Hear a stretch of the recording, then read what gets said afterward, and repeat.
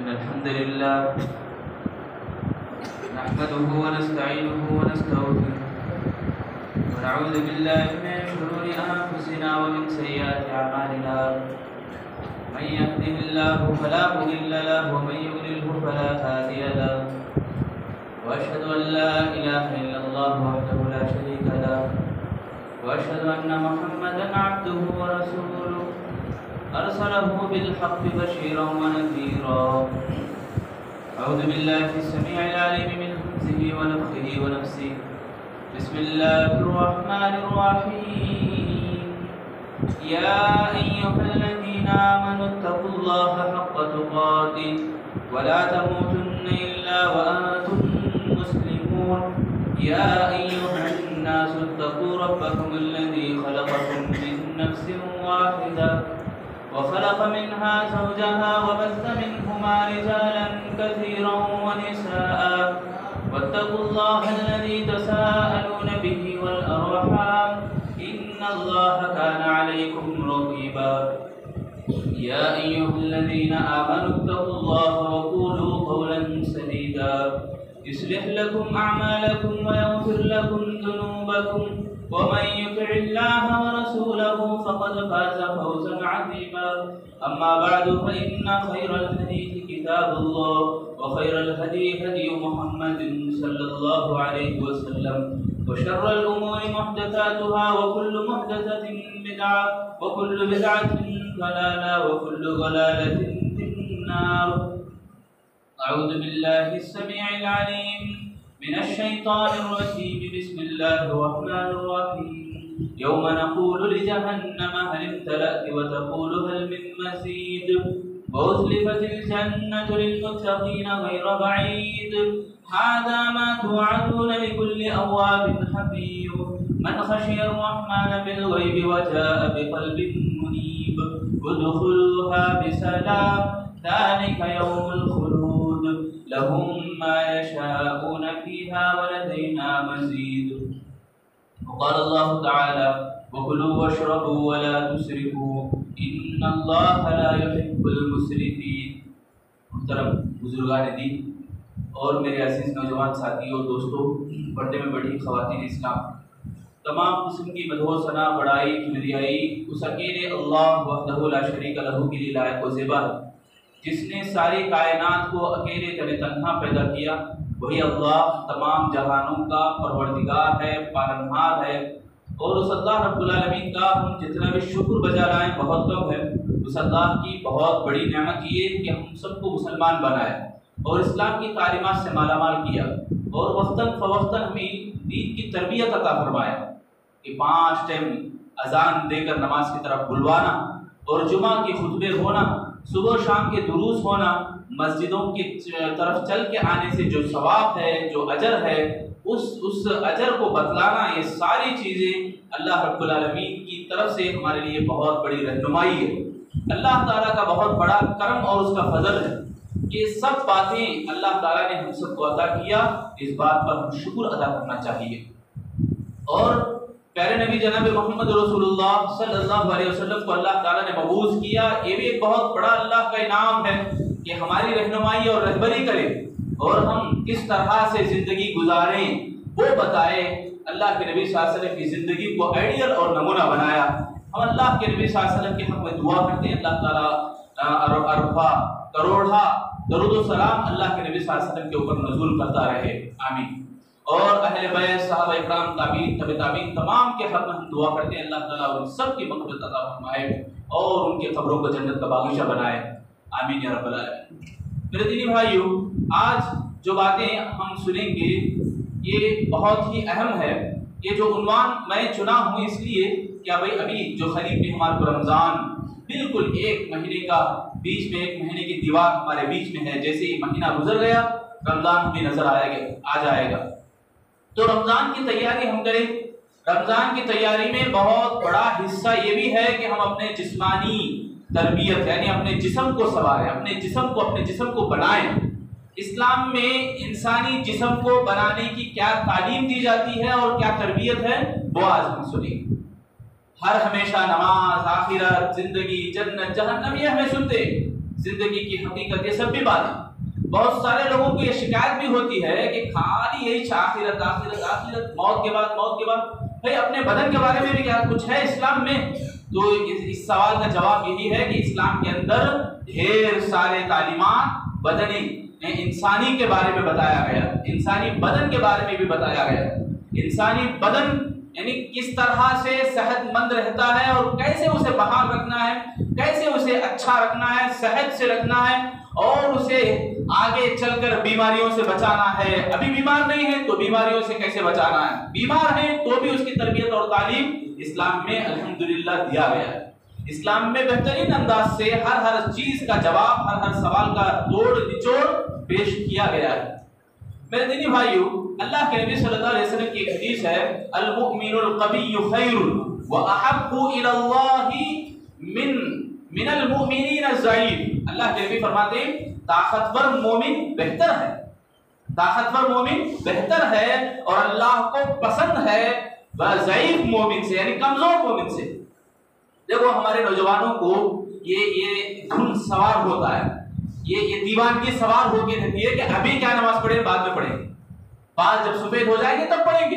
یہ انسان سوچتا ہے، حالانکہ اللہ تعالیٰ کو پسند وہ عبادت ہے جو جوانی میں کی جائے، جو ہیلتھی میں کی جائے۔ صحت میں آدمی عبادت کرتا ہے نا، وہ عبادت اللہ کو بہت پسند ہے۔ جب آدمی عبادت کرے، اللہ کو یاد کرے، اللہ تعالیٰ اس کی کمزوری میں اس کو یاد رکھے۔ جب وہ کمزور پڑ جائے گا تب اللہ اس کو یاد رکھے۔ تو یہی بتایا جا رہا ہے کہ بہترین یعنی اللہ کے پاس بہترین وہ مومن ہے جو صحت میں عبادت کرے، صحت مند ہو، اور ضعیف مومن سے بھی زیادہ بڑھ کر اللہ کو صحت مند مومن پسند ہے۔ اس کا معنی یہ نہیں کہ اللہ ظلم کرے، نعوذ باللہ، ایسی بات نہیں ہے۔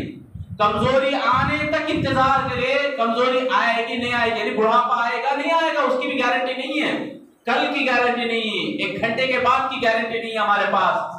لوگ بڑے بڑے خواب دیکھتے ہیں۔ میرے بھائیوں، ہمیں چاہیے کہ جو وقت ہمارے کو ملا ہے، جو موقع ہمیں ابھی اللہ تعالیٰ عطا کیا ہے، اس موقع کو غنیمت جائیں، اس چیز سے ہم راضی ہو جائیں۔ دیکھو ایک حدیث میں بتایا جاتا ہے، اللہ کے نبی صلی اللہ علیہ وسلم کہتے ہیں 5 ایسی چیزیں ہیں کہ تم اس کے اوپر عمل کرو اور عمل کرنے والوں کو بتاؤ، عمل کرنے والے ان باتوں سے محروم نہ رہ جائیں۔ کیا باتیں؟ سب سے پہلی چیز حرام کاموں سے بچ جانا، اور دوسری یہ کام کریں گے، حرام چیزوں سے بچ جائیں گے تو اللہ کے نبی صلی اللہ علیہ وسلم فرماتے ہیں وہ کامیاب ہو جائے گا۔ حرام کام جتنے بھی محرمات ہیں تمام سے بچ جائے آدمی تو وہ کامیاب ہو جائے گا۔ اور دوسری چیز اللہ کے نبی فرماتے ہیں کہ قسمت پہ راضی رہنا، جو اللہ عطا کیا ہے، جو ہمارے کو ملا ہے، جتنے چادر اتنے پیر ہوتے ہیں، اس کے اوپر اگر آدمی عمل کرے کہ جتنا مجھے اللہ دے رہا ہے الحمدللہ، خوش رہے، وہ نہیں ملا، یہ نہیں ملا، شکوے شکایتیں نہیں، وہ نہیں ملا، وہ ملنا ہے میرے کو، اس کی آس میں اگر زندگی گزاری، لگ گئی زندگی، اللہ کو بھول گیا تو دنیا بھی برباد، آخرت بھی برباد۔ اسی لیے قسمت کے اوپر راضی رہنا، اللہ میرے کوشش کے باوجود مجھے جو ملتا ہے اللہ میں تیرے سے خوش ہوں، یہ بات اگر آ گئی تو آدمی بے نیاز رہے گا، یعنی مالدار ہو جائے گا، کسی کے پاس ہاتھ پھیلانے کی اس کو نوبت نہیں آئے گی۔ تو ہم لوگوں کو چاہیے کہ اللہ رب العالمین جو ہمیں دیتا ہے اس کے اوپر ہم خوش ہوں، اور جو وقت ملا ہے، جو موقع ہمیں ملا ہے، اس کو رائے گاہ جانے نہ دیں، یعنی بیکار نہ جائے، اس کے اوپر ہم مکمل فوکس کریں، اور یہ وقت، یہ لمحہ اللہ کو میں کیسے خوش کر سکتا ہوں۔ ابھی جمعہ میں آئے ہیں، ہمیں کدھر بیٹھنا سکون ہے وہ ڈھونڈے نہیں۔ میں نوجوانوں سے بھی بولوں گا کہ آئے پیچھے نہ بیٹھیں، سامنے آئیں، سامنے آ جانا، سامنے آ کے بیٹھنا۔ صحیح مسلم کی حدیث میں آتا ہے آدمی وضو بنا کے گھر سے مسجد کی طرف آئے اور ممبر کے قریب بیٹھ جائے، ممبر کے قریب بیٹھ جائے۔ دیکھو بیٹھنے سے ممبر کے قریب جیسا ایک گروپ جیسا دکھتا ہے، ایک گروہ جیسا دکھتا ہے، آپس میں قریب مل کے بیٹھنا اور اس طرح دور دور بیٹھنے سے کتنا فرق دکھے گا۔ اللہ کے نبی صلی اللہ علیہ وسلم فرماتے ہیں، صحیح مسلم کی حدیث ہے، گھر سے وضو بنا کے آئے اور ممبر کے قریب بیٹھے، جگہ نہ ملے، جہاں بھی ملے وہاں بیٹھ جائے۔ دیکھو یہاں پہ کتنی خالی جگہ ہے، ایسا نہیں چھوڑنا ہے، حدیث کے خلاف ہے۔ آپ جتنے بھی ہیں ابھی عمل کریں، سامنے آنے کی کوشش کریں، آ جاؤ میرے بھائی، سامنے آئے۔ ممبر کے قریب بیٹھنے سے ثواب کیا ہے میں آپ کو بتاتا ہوں۔ ممبر کے قریب بیٹھنا اور جگہ جہاں بھی مل جائے بیٹھنا، خالی جگہ جہاں بھی ہے اس کو پر کرنا، کھاندے پھلانتے ہوئے نہیں آنا، قریب بیٹھنے سے اللہ کے نبی صلی اللہ علیہ وسلم فرماتے ہیں اسے حج کرنے کا ثواب اللہ دیتا ہے۔ حج کرنے کا ثواب، خالی ایک آدھا گھنٹہ ہم نکالے، وقت ملا، آگے بیٹھ گئے، تو یہ جو وقت ہے، دیکھو ہمارے کو سہولت امپورٹنٹ نہیں ہے، سہولت بعد میں بڑھاپا آنے کے بعد یا پیر کمر کھڑ جائے یا کچھ کام نہیں کرنے کے قابل ہے تب آپ دیکھو، تب آپ کو بیل چیر کی لاٹھی کی ضرورت پڑتی ہے۔ ابھی اللہ نے جیسا آپ کو دیا ہے، جیسا آپ کر سکتے ہیں وہ کرو، یہ معنی ہے وقت کو غنیمت جاننا، صحیح استعمال کرنے کا معنی یہ کہ جیسا ہمارے کو موقع مل رہا ہے اس کو حاصل کر لینا، ہاتھ سے جانے نہیں دینا۔ یہی طاقتور مومن کی علامت اور نشانی ہوتی ہے۔ طاقتور مومن وہی ہوتا ہے کہ اس کو جب طاقت ملی ہے اس طاقت کو استعمال کرنا، ایمان کے راستے میں، ایمان کے حالت میں، ایمان کے راہ میں اسے قربان کر دینا، تو یہ اللہ تعالیٰ کو بہت پسندیدہ ہے۔ اور میرے بھائیو، اللہ کے نبی صلی اللہ علیہ وسلم کی ایک حدیث ہے کہ اکثر لوگ دو چیزوں میں بہت سستی کرتے ہیں، دو چیزوں میں، نعمتانی، نعمت کہا گیا اس کو، نعمت اللہ کے نبی فرماتے ہیں نعمتانی مغبون فیہما کثیر من الناس الصحت والفراغ، دو چیزوں میں انسان بڑی سستی کرتا ہے، بڑی کوتاہی کرتا ہے اور ایسے ہی اسے جانے دے دیتا ہے، بولتے نہیں اتنا آسانی، جیسے کبیرہ گناہوں کے بارے میں اللہ کے نبی فرماتے ہیں قیامت سے پہلے ایک زمانہ آئے گا اس میں لوگ بڑے بڑے گناہ ایسے کریں گے جیسے ناک پہ مکھی کو اٹھاتے ہیں، یعنی آسانی سے چھوڑ دے، آسانی سے گناہوں کو کر دیتے ہیں، ایسے ہی دو بڑے نعمتوں کو آسانی سے وہ چھوڑ دیتے ہیں، بڑی نعمتیں کھو دیتے ہیں، غفلت میں مبتلا ہیں۔ اللہ کے نبی کہتے ہیں نعمتان مغبون، غبن بولتے ہیں دھوکا یا غفلت، غفلت کا معنی یہ ہے دھوکے میں پڑ جاتا آدمی، معلوم ہونے کے باوجود بھی وہ بیٹھا رہ جاتا ہے۔ سستی الگ بات ہے، سستی میں مستی آ جائے تو وہ غفلت ہے، انسان غافل ہو جاتا ہے یا دھوکے میں پڑ جاتا ہے۔ دھوکے میں کیسے پڑ جا رہا ہے کہ اسے کچھ دوسرا اچھا دکھتا ہے، جیسے ابھی میں بتایا مثال، جیسے ہمارے کو سہولت کہاں ہے، وہ ڈھونڈ کے بیٹھنے سے بھی آپ اپنے خواہش کے اوپر پیر رکھتے ہوئے ممبر کے قریب آ کے بیٹھے تو کتنا بڑا ثواب ملتا ہے۔ دیکھو سہولت ہے اپنی چیز، عارضی چیز۔ اس کے ایک اور مثال میں آپ کو یہ بتا سکتا ہوں کہ فجر کی نماز کو اٹھنا تکلیف ہوتی ہے، ہوتی نہیں ہوتی میرے بھائی؟ سب کو بھی ہوتی ہے، نہیں ہوتی بولنا نہیں، جھوٹی بات ہے، یہ ہوتی ہے تکلیف، فطرت ہے، یہ ہر ایک کو ہوتی ہے تکلیف۔ اس تکلیف کو دبائے رکھنا، مسجد کی طرف آنا، نماز پڑھنا، یہ کتنی ہیلتھی بات، صحت کی بات ہے۔ سبحان اللہ، کہنے والوں نے کہا کہ دیکھو لوگوں کی باتیں تو چھوڑو، اللہ کے نبی صلی اللہ علیہ وسلم کی حدیث جو 2 رکعتیں فجر کی 2 رکعتیں پڑھے اس کا ثواب اگر آدمی کو معلوم ہو جائے تو وہ اپنے گھٹنوں گھسیٹتے ہوئے مسجد کی طرف لپکے گا۔ معنی یہ کہ اس کا ثواب اتنا بڑا، اس کی فضیلت اتنی عظیم ہے کہ اس فضیلت کو دیکھے تو آدمی اپنے آپ کو گھسیٹتے ہوئے جائے گا۔ دیکھو آج کیوں کیسے لگتی ہے، آپ کو کچھ لائسنس دیا جا رہا ہے کچھ کم پیسوں میں، 200 روپے میں، 400 روپے میں، لوگ کیسے کیوں لگاتے ہیں، بھاگ جاتے ہیں۔ ٹائم یہ ہے 5 بجے، بولے تو 5 بجے سے 4 گھنٹے پہلے لگ جاتی ہے کیوں، یعنی دوڑتا ہے آدمی شوق میں۔ حدیث کے الفاظ یہ بتا رہے ہیں کہ اللہ کے نبی فرماتے ہیں خیر من الدنیا وما فیہا، یہ جو 2 رکعتیں ہیں کہ دنیا اور دنیا کی تمام خیر، تمام چیزوں سے بڑھ کر اور بہتر ہے، اس کو آدمی معلوم کر لے تو اپنے آپ کو گھسیٹتے ہوئے جائے گا۔ تو یہاں میں بتانا یہ چاہ رہا ہوں کہ ہمارے آنکھوں کو جو دکھ رہا ہے وہی صحیح نہیں ہے، وہی سب کچھ اچھا نہیں ہے۔ اسلام جو بتاتا ہے ہمارے کو اس میں 100% گارنٹی ہے، اس میں 100% خیر ہے۔ بچے خاموش بیٹھو، اس میں 100% خیر ہے اور بھلائی ہے۔ اللہ تعالیٰ ان چیزوں میں بھلائی رکھا ہے، ان چیزوں میں خیر رکھا ہے، تو اس کو ہم حاصل کریں۔ تو طاقتور مومن کی علامت یہی ہوتی ہے کہ غفلت سے دور ہے۔ غفلت میں یعنی دھوکے میں آدمی 2 چیزوں میں پڑ رہا نا، الصحت والفراغ، ان دونوں کے بارے میں ذرا غور کرو۔ صحت مندی کتنی اہم ہے، کتنی اہم ہے۔ پیسے خرچ کرو بولے تو اللہ کی راہ میں غریب کوئی آیا تو ہمیں پیشانے پہ پل لاتے، واہ دیگے لے، چلر نہیں بات بولتے نہیں، چلر نہیں۔ بیمار پڑ جانے کے بعد پیسے نکال کے دیتا ہے، کیوں دے رہا بھائی؟ اللہ یاد آ رہا ہے، اللہ ہی بیماری کو دور کرنے والا ہے۔ یہ ٹیبلٹ کے اوپر بھروسہ ٹوٹ جاتا ہے اسے، 4 دن سے کھا رہا ہے، 5 دن سے کھا رہا ہے، علاج ہی نہیں مل رہا تو پیسے نکال کے بڑا کے دیتا ہے پیسے۔ دو بھائی دو بھائی. اللہ تعالیٰ بول رہا ہے کہ آؤ اپنی صحت مندی کے اندر ہی اللہ صحت دیا ہے تو اس صحت کو غنیمت جانو, خرچ کرو, محنت کرو, اللہ کی راہ میں محنت کر کے اس کی راہ میں خرچ کرو, یعنی خوب محنت کرو اور اللہ کی راہ میں خرچ کرو. تو یہ جو خرچ ہے اللہ تعالیٰ تمہارے مال میں بھی برکت دیتا ہے, تمہاری صحت میں بھی برکت دیتا ہے. انسان کو صحت تب سمجھ میں آتی ہے جب اس کی صحت بگڑ جاتی ہے. بخار بھی آیا, بخار بھی زیادہ ہوا تو انسان ڈر جاتا ہے, اب میرا کیا عالم ہوگا. کہ پل پل کی اس کو ایسی ٹینشن ہوتی ہے, لمحہ لمحہ سیکنڈ سیکنڈ اسے ایسا ڈر ہوتا ہے, زیادہ بخار آ گئی 104 105 پار ہو گیا تو اس کا آؤٹیج, اس کا خیال ہی دور ہو جاتا ہے, زندگی کے اوپر سے بھروسہ اٹھ جاتا ہے. اتنا ڈرا ہوا ہے صحت کو لے کر. اسلام یہ بولتا ہے کہ اس میں دھوکے میں مت پڑو, مت پڑو دھوکے میں. دھوکے میں کیسے نہیں پڑنا ہے, دھوکے سے ہمیں کیسے بچنا ہے, اپنی صحت کو کیسے بچا کے رکھنا ہے, یہ بھی اسلام سکھاتا ہے. ہارون رشید کے زمانے میں ایک نصرانی ڈاکٹر آیا اور بولا کہ قرآن مجید کے اندر کوئی بھی ڈاکٹر کی کوئی آیت نہیں, طب کے بارے میں کیا بھی نہیں. کیا عجیب ہے, یعنی علم تو دو چیزوں کا ہے, علم الابدان ایک چیز ہے علم جو بدن کا, اور ایک علم ہے جو ڈاکٹری کا, علم الطب. یہ زندگی کو, بدن کو کیسے صحت میں رکھنا, کیسے اچھا رکھنا, یہ بھی ایک بہت بڑا علم ہے. اس کے بارے میں قرآن کیا بھی نہیں بول رہا. تو سبحان اللہ, وہاں پہ ایک موجود علی نامی ایک صاحب اٹھتے ہیں اور کہتے ہیں کہ اس ڈاکٹر سے بولتے ہیں, وہ اللہ تعالیٰ کا فرمان ہے, یا ایھا الذین آمنوا کلوا واشربوا ولا تسرفوا. ایک ہی ٹکڑے میں, مکمل آیت میں نہیں, ایک آیت کے ٹکڑے میں پوری ڈاکٹری کو اللہ تعالیٰ رکھ دیا ہے. کیسے رکھ دیا؟ اس کا ترجمہ یہ کہ اے ایمان والو, تم کھاؤ پاکیزہ چیزیں اور اسراف سے بچو, اسراف سے بچو.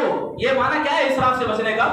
یہ جو وٹامن ہے, ہائبروٹک ہے, جو بھی چیزیں انسان کی صحت کو بحال رکھتے ہیں, اچھا رکھتے ہیں, یہ جو بھی چیزیں آج ڈاکٹر بتا رہا ہے, یہ ساری کی ساری چیزیں اللہ تعالیٰ اسراف نہ کو کرو بلکہ بول دے رہا ہے. اسراف کرنے کا معنی کیا ہے؟ فضول خرچی, زیادہ کھانا, زیادہ جو تیل کی چیزیں کھا لینا. بولتے ہیں انسان یہ چیز کھا لیا ہے بخار آ گئی, یہ زیادہ ہو گیا اس واسطے بخار آ گئی. دیکھو زیادہ کی صحت کو باقی رکھنے کے لیے انسان کو اتنا ہی کھانا ہے جتنا اس کے لیے کافی ہو جائے. اللہ کے نبی کی حدیث ہے, ترمذی کی حدیث, کہ انسان اپنے پیٹ سے زیادہ برا برتن نہیں بھرا ہے. برا برتن پیٹ, مانا یہ کہ اس کی خواہش جتنی ہے وہ اتنا کھاتا جائے کھاتا جائے کھاتا جائے. بہت برا برتن ہے پیٹ, اللہ کے نبی نے فرمایا. یعنی اس کو چاہیے, اللہ کے نبی فرماتے ہیں اس کو چاہیے کہ کمر سیدھی رکھنے کے لیے اس کو اتنے چند نوالے کافی ہو جاتے. عبادت کرنے کے لیے زندگی ہونی ہے, زندگی کے لیے صحت اچھی ہونی ہے. تو اللہ کے نبی نے کہا اس میں جو بات ہے, جو بڑی راز کی بات ہے, صحت کی راز کی بات ہے. صحابہ کے زمانے میں ایک ڈاکٹر اللہ کے نبی کے پاس آئے, ایک طبیب, حکیم بولتے نا, اس زمانے میں آ کر اللہ کے نبی سے کہا کہ تمہارے ساتھی کوئی بھی میرے کو کام کے اوپر نہیں لگاتے, مطلب مجھے علاج و معالجے کے لیے نہیں بلاتے, میرے پاس کوئی علاج کرنے کے لیے نہیں آتا. تو اللہ کے نبی صلی اللہ علیہ وسلم فرماتے ہیں میرے صحابہ کی ایک عادت ہے, کیا ہے؟ بھوک لگنے کے وقت ہی کھاتے ہیں, اور ابھی تھوڑی بھوک باقی رہتی ہے ختم کر دیتے ہیں کھانے کو ختم کر دیتے ہیں. ہمارا ماجرا تو ایسا ہے کہ کھانے ہی کے لیے زندگی ہماری ہے. میرے بھائی دیکھو ذرا, شادیوں میں, ہمارے مسلمان کی شادیوں میں کتنا اسراف ہوتا ہے, کتنا فضول خرچی ہوتی ہے. اللہ کی پناہ یہ فضول خرچی سے اللہ ہم سب کو بچائے, آمین. اللہ فرما رہا ولا تسرفوا ان اللہ لا يحب المسرفین. یقیناً اللہ تعالیٰ اسراف کرنے والوں کو پسند نہیں کرتا. اسراف یہی ہے جو زیادہ انسان کی خواہش بولتی ہے وہ کھائیں, یہ کھائیں. دیکھو جو چیز انسان کی صحت کو بحال رکھتی ہے اللہ کے نبی ان چیزوں کے اوپر ابھارتے. میں آپ کو بتاتا ہوں شہد کے بارے میں اللہ کے نبی نے ابھارا, لوگوں شہد رکھو اپنے گھروں میں. ایک بیمار آیا, پیٹ میں سخت درد ہے, اللہ کے نبی نے کہا شہد کھا. دوسرے دن آیا, پیٹ میں اور زیادہ درد ہو رہا ہے, پھر بولا اللہ کے نبی نے کہا شہد کھا. پھر تیسری بار آیا, اللہ کے نبی اور زیادہ درد ہو رہا ہے, اللہ کے نبی نے کہا کہ قرآن کا کلام سچا ہے, تیرا پیٹ چھوٹا ہے, جا شہد کھا. چوتھے دن آیا اور کہا اللہ کے نبی مجھے پیٹ کا درد جڑ سے نکل گیا ہے, ایک دم سے ریلیز ہو گیا ہوں میں, بہت خلاصہ ہے مجھے. مانا یہ کہ جو چیزیں ہیں اسلام میں صحت کو بڑھاتی ہیں اور بیماریوں کو ختم کرتی ہیں, ان چیزوں پر اللہ کے نبی ابھارتے تھے. شہد کھانا اللہ کے نبی کو پسند تھا, کدو کھانا اللہ کے نبی کو پسند تھا, اور اسی طرح اللہ کے نبی صلی اللہ علیہ وسلم کھجور کھاتے ساتھ میں کنکڑی بھی کھایا کرتے تھے، اور بہت ساری چیزیں، کلونجی ہے، زیتون کا تیل ہے، اور یہ سب چیزیں اللہ کے نبی گھروں میں رکھنے کی تعلیم دیتے۔ ہم مسلمان ہیں تو بتاؤ میرے بھائیوں، ہمارے اندر مسلمانی کتنی باقی ہے؟ گھروں میں ذرا ٹٹولو۔ کھجور ہمارے کو کب ملتے ہیں؟ رمضان میں ملتے۔ شہد کب ملتا؟ کب کبھی انجوائے کرنا بولے تو مکھیاں بھگانے کے لیے جاتے، وہ ایک دیکھتے۔ شہد ہمیشہ ہمارے گھروں میں ہونا ہے۔ شہد کے تعلق سے تو یہاں تک آج کے ڈاکٹروں کا، آج کے حکیموں کا کہنا ہے، کھانے میں دال جیسا آپ ضروری سمجھتے ہیں، کھانے میں سالن جیسا ضروری سمجھتے ہیں، شہد کو ضروری سمجھو، ورنہ یہ پیٹ اتنا باہر نکل جا رہا آج ہمارے بھائیوں کا۔ شہد ایسی چیز ہے، کنٹرول کرتی ہے شہد۔ آج کے حکیموں کا سچ ہے، ڈاکٹروں کا سچ ہے، یہ جھوٹی بات نہیں۔ اللہ تعالیٰ قرآن میں بتا دیا، اور اللہ کے نبی اس کو بہت پسند کرتے تھے۔ کدو کے بارے میں یہ کہا گیا کہ کدو کے تعلق سے جو فوائد ہیں، ریسرچ کرنے کے بعد کدو کو جو استعمال میں لانے کی جو تعلیم دے رہے تھے، اللہ کے نبی کو کیوں پسند تھا کدو؟ یہ پسند اس لیے تھا، اس کے اندر بہت سارے فائدے ہیں۔ جو ڈاکٹر نے اس کے فوائد لکھا تھا، اس کی چٹھی کو بھی اور اس آدمی کو بھی جلا دیا گیا، مار دیا گیا۔ کیوں مارے؟ اگر نہیں مارتے تو یہ میڈیکل بند ہو جاتے تھے۔ میڈیکلوں کو بند کرنا پڑے گا، یہ تو نئے فائدے نہیں۔ اور اللہ کے نبی جن چیزوں کو صحت بگاڑتی ہے، جن چیزوں سے صحت بگڑ جاتی ہے، ہماری ہیلتھ خراب ہو جاتی ہے، اس کے بارے میں اللہ کے نبی روکتے تھے۔ نشہ و چیز، نشے میں انسان کو مبتلا کرتی ہے، گنجائی، یہ ڈرگس، یہ جو بھی چیزیں، یہ دم مارنا، یہ بیڑی سگریٹ، یہ تمباکو، یہ ساری چیزیں انسان کو نشے میں مبتلا کرتی۔ نشہ میں مبتلا کرنے کے ساتھ ساتھ اپنے عقل کو بھی نکال دیتی ہے، عقل کو بھی کھو دیتی ہے، عقل تھوڑا کمزور ہو جاتی ہے، نکل جاتی ہے، وہاں سے زائل ہو جاتی ہے۔ اور حرام خوری یا مردار کا کھانا یا خون کا کھانا، یہ سب بھی چیزیں اللہ کے نبی نے منع کیا۔ جن چیزوں سے اللہ کے نبی نے منع کیا ہے، آپ دیکھو، سرچ کرو، یہ تمام چیزیں انسانی صحت کو بگاڑتی۔ آج ہمیں خالی بڑے گوشت کے اوپر ناز کرتے ہیں، ہمیں الرجی صاحب بھائی بہت اچھا کھاتے ہیں۔ بھائی کھانا کمال کی بات نہیں ہے، حلال چیز ہے تو الحمدللہ کھاؤ۔ یہ بھی زیادتی اگر ہے تو وہ بھی مضر ہے، بڑا نہیں چھوٹا نہیں، سب بھی جو بھی چیزیں انسان کو بڑھ جاتی، زیادہ کھاتی۔ دیکھو اللہ کے نبی صلی اللہ علیہ وسلم بکرے کا جو ہاتھ ہوتا تھا وہ اللہ کے نبی بہت اچھا کھاتے تھے، بچڑے کا ہاتھ، یہ بکرے کا ہاتھ کھاتے تھے۔ حضرت رافع رضی اللہ تعالیٰ عنہ، ان کی روایت ہے، اللہ کے نبی صلی اللہ علیہ وسلم کے سامنے بھنا ہوا گوشت جو سامنے ہاتھ کا حصہ لا کر ہم نے رکھا، سینے کے بازو کا حصہ، تو اللہ کے نبی کھائے، پھر بولا اور ایک لاؤ، ایک اور لائے، پھر بولا اور ایک لاؤ۔ صحابی کہتے ہیں اللہ کے نبی دو ہی ہوتے ہیں ہاتھ، تین کہاں سے ہوتے ہیں ایک بکرے کو؟ تو اللہ کے نبی نے کہا ہے رافع، ابو رافع، آپ جا کر ہانڈی نکال دیکھتے تو آپ کو ضرور ملتا تھا، آپ رک گئے تو آپ کو نہیں ملے۔ بہرحال بتانے کی بات یہ کہ اللہ کے نبی کو گوشت بھی پسند تھا، مگر یہ نہیں کہ علامت یہ بن جائے مسلمان کی علامت، یہ نعوذ باللہ ایسی بات نہیں ہے میرے بھائی۔ پاکیزہ چیزیں، جن چیزوں سے انسان کو صحت ملتی ہے، ہیلتھی ملتی ہے، اس کو اچھا کھاؤ۔ اللہ کے نبی ابھارا ہے اس کے اوپر، غیر اللہ کے نام پہ مت کھاؤ، یہ چیزیں بھی انہیں جن چیزوں سے روکا ہے۔ اور ایک بڑی بات یہ کہ ہمارے لوگوں میں، معاشرے میں صحت کو بنانے میں، صحت کو بحال رکھنے میں یہ بھی چیز بہت اہم ہے۔ لوگ بولتے ہیں بیمار، خون خراب ہو گیا اس واسطے بیماری آئی، تو کھانے کی چیزوں سے جو خون ہمارا بنتا ہے، یہی خون کے اندر بھی عبادت کرنا نہ کرنے کی چیز بھی پیدا ہوتی ہے۔ سبحان اللہ، کتنی باریکی ہے، دیکھو باریکی بتا رہا ہوں میں، بہت اندر کی بات ہے۔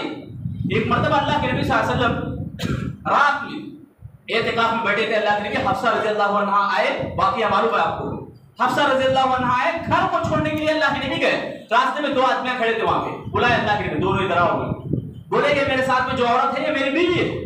صحابہ بولے اللہ کے نبی آپ کے اوپر ہم گمان کریں؟ گمان کرنا ہی حرام ہے، ناجائز ہے، ہم آپ کے اوپر کیسے گمان کر سکتے ہیں؟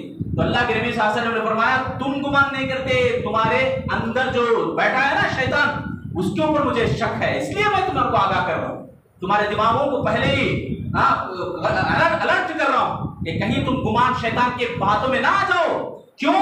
اس لیے کہ اللہ کے نبی نے فرمایا ان الشیطان یجری من الانسان مجرى الدم، اللہ کے نبی نے کہا شیطان انسان کے رگوں میں خون کے جیسا دوڑتا ہے۔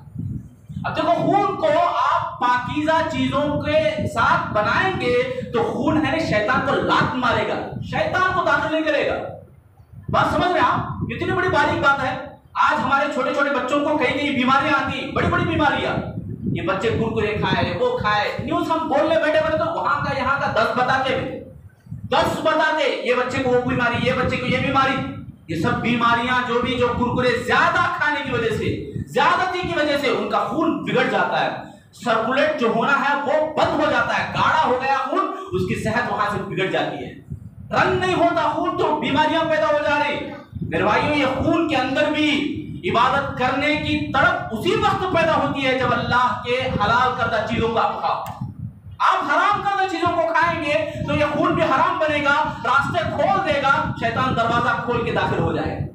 اب عبادت کرنا سستی کے ذریعے سے عبادت میں آپ کو شوق پیدا نہیں ہوگا۔ اسی لیے رات میں صبح میں اذان ہو گئی، الارم بھی بج رہا ہے تو بستر کو نکالنا ہمارے کو گوارا نہیں ہوتا۔ یہی خون ہے ہمارا ایمان کو بناتا ہے، ہمارا ایمان بنتا ہے اس خون سے۔ اگر ہم حلال چیزیں کھائیں گے تو، حرام چیزیں کھائیں گے، یہ جسم حرام چیزوں سے پلا بڑا ہے تو عبادت کا شوق پیدا نہیں ہوگا، عبادت کرنے کو کبھی بھی آمادہ نہیں ہوگا۔ تو میرے بھائیوں، یہ بات یاد رکھیں کہ صحت کے سلسلے میں ہم بہت الرٹ ہوں، اور رمضان آ رہا ہے تو استقبال کرنا ہے تو ہم اپنے بدن کو، اپنے صحت کو ٹھیک رکھیں۔ سوارنا بولے تو یہ گاڑی کو جیسے سوار رہے ہیں، ہمارے نوجوان بھی ایسے اپنے بدن کو سوارتے ہیں۔ بہت باڈی بلڈر ہے، جم کو جا رہا ہے، بہت اچھا ہے، کیا خاک ہے اگر عبادت نہ ہو تو، مٹی ہے وہ بدن۔ اگر آپ کے بدن سے عبادت اگر آپ نہیں کر رہے، اگر آپ اپنی زبان سے اللہ کی عبادت، اللہ کا نام نہیں لے رہے۔ رکانہ نامی ایک پہلوان تھا مکے کے اندر بڑا پہلوان، زبردست پہلوان تھا، اس کے بارے میں مشہور تھا کہ اس کا ثانی کوئی نہیں۔ رسول اللہ سے ایک مرتبہ ملا، اللہ کے نبی سے بولا، اے نبی آپ مجھے کشتی میں پچھاڑو، میں آپ پر ایمان لاتا ہوں۔ دیکھو غور کرو، کشتی میں پچھاڑو، مجھے گراؤ زمین پہ، میں ایمان لاتا ہوں۔ سبحان اللہ، قربان جاؤں رسول اللہ کی طاقت پر، ایک نے 3 مرتبہ بچھایا، 3 مرتبہ اسے زمین پہ نہیں مارے۔ ایک مرتبہ بولا ہاں میں ریڈی نہیں تھا، دوسری مرتبہ اچھا اب آپ اچھا ہوں میں ریڈی، تیسری مرتبہ پچھاڑ دی، منہ جھکا لیا اور خاموش چلا گیا۔ رکانہ نامی بادشاہ، وہ پہلوان۔ دیکھو کشتی کرنا اللہ کے نبی صلی اللہ علیہ وسلم کے اندر زمانے میں بھی تھا، کشتی کیا جاتا تھا۔ دیکھو کھیلوں سے منع نہیں کرتا اسلام، صحت کو بنانے کی بات میں بول رہا ہوں، کھیلوں سے اسلام منع نہیں کرتا۔ ایسے کھیل کود جو اسلام کے اندر جائز ہیں، اپنے صحت کو بحال رکھتے ہیں، وہ جائز ہیں کھیل۔ حضرت عائشہ رضی اللہ عنہا کی روایت ہے، مسجد نبوی کے صحن میں حبشی نوجوان جو کشتی لڑا کرتے تھے، اس کو حضرت عائشہ رضی اللہ عنہا اللہ کے نبی کے کان اور کندھے کے بیچ سے دیکھنے لگی، چھپ کے پیٹھ کے پیچھے سے۔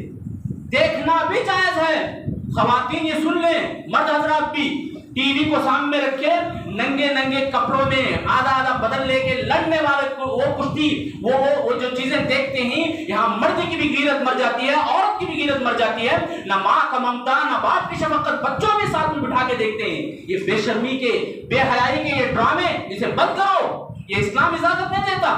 ہاں یہ کشتیاں جو اسلام میں جائز ہے، کھل کپڑوں میں پہن کے جو کشتی لڑا کرتے تھے، نیزہ بازی کرتے ہیں، نیزے سے کھیلا کرتے تھے اللہ کے نبی صلی اللہ علیہ وسلم کے زمانے میں، اللہ کے نبی خود اسے دیکھتے تھے، عائشہ رضی اللہ عنہا بھی دیکھا کرتی تھی، اور عمر رضی اللہ تعالیٰ نے تو یہاں تک کہا علموا اولادکم السباحہ والرمایا۔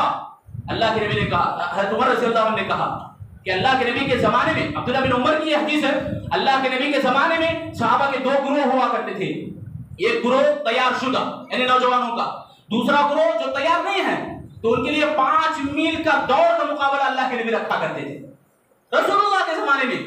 کیفا نامی ایک علاقہ اور سریۃ الوداع بول کے ایک علاقہ، 5 میل کا فاصلہ ہے، یہ تیار شدہ یعنی نوجوانوں کے لیے دوڑ کا مقابلہ، دوڑنا ہے، کون فرسٹ سیکنڈ تھرڈ، 3 پرائز اللہ کے نبی رکھتے تھے، 2 اعزازی رکھتے تھے، پورے ٹوٹل 5 انعامات رکھتے تھے۔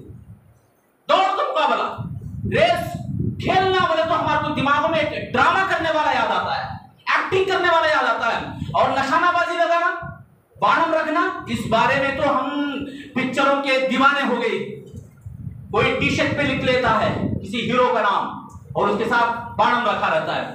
حضرت حمزہ رضی اللہ تعالیٰ عنہ، عدی بن حاتم رضی اللہ تعالیٰ عنہ، ان سے بڑے ہیرو کوئی نہیں ہے۔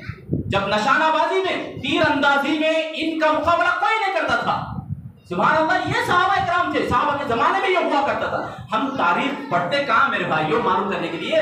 تاریخ تو ہمارے آنکھوں کے سامنے ایک اسکرین پہ دکھایا جاتا ہے، دیکھو یہ کتنا اچھا مارا ہے، نشانہ باز لگایا، نشانہ لگانے میں نمبر 1 ہے، اس کا پکچر دیکھو اور ہی اس کا یہ ٹاپ میں رہ جاتا ہے اس کا نام، اور یہ بھی بہت دیوانہ اس کا فین بن جاتا ہے. پاگل پن ہے میرے بھائیو. حضرت حمزہ اللہ کے نبی کے چچا، تیر لگانے میں، نشانہ بازی لگانے میں، بانم کو پھینکنے میں حضرت حمزہ رضی اللہ عنہ نمبر 1 تھے.